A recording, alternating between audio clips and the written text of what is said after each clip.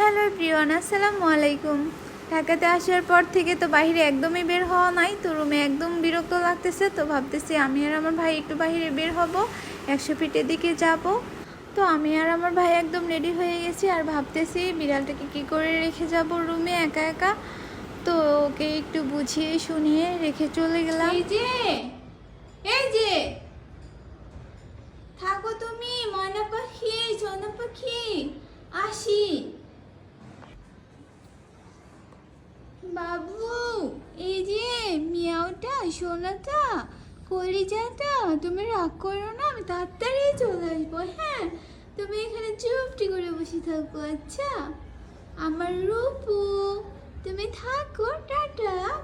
আমাদের বাসা তো 100 ফিট থেকে খুব একটা দূরে না, তাই আমাদের 100 ফিট আসতে খুব একটা সময় লাগলো না। তো আমরা খুব তাড়াতাড়ি চলে আসছি 100 ফিটে। 100 ফিটে আসলে সব প্রথমে যেটা চোখে পড়ে সেটা হচ্ছে সুন্দর এই মসজিদটা। এই মসজিদটার নাম হচ্ছে মসজিদ আল মুস্তাফা। তো রাস্তার পাশ দিয়ে হাঁটতে হাঁটতে দেখি সুন্দর এই বনফুলের গাছটা। এই ফুলটা আমার অনেক ভালো লাগে, আমাদের আত্রাইতেও এই ফুলের গাছ আছে অনেক। তো আমি যখনই দেখি তখন এই ফুল তুলে নেই, ছবি উঠাই, অনেক ভালো লাগে। তো আমরা হাঁটতে হাঁটতে ইউনিভার্সিটির কাছে চলে আসলাম। এই জায়গাটা অনেক সুন্দর আর নিরিবিলি, এক পাশে মসজিদ আর অপর পাশে ইউনিভার্সিটি। এই মসজিদটা নির্মাণ কাজ সম্ভবত 2018 সাল থেকে শুরু করেছিল। এই মসজিদে প্রায় 10,000 জন মুসল্লি একসাথে নামাজ আদায় করতে পারবে, আর মহিলাদের জন্য রয়েছে নামাজ আদায়ের সুব্যবস্থা। ইনশাল্লাহ আমিও কোনো একদিন আসবো এই মসজিদে নামাজ পড়ার জন্য। মসজিদ থেকে একটু সামনে রাস্তার পাশে অনেকগুলো দোকান বসেছিল।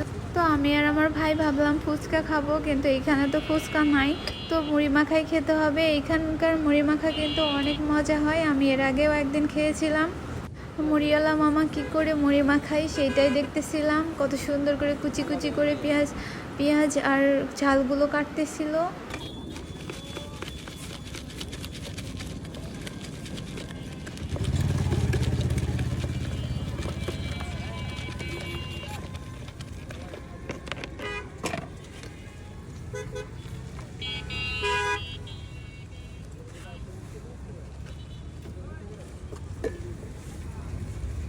আমাদের মুড়ি মাখা একদম রেডি, এখন আমরা দুজনে বসে মুড়ি মাখা খাবো।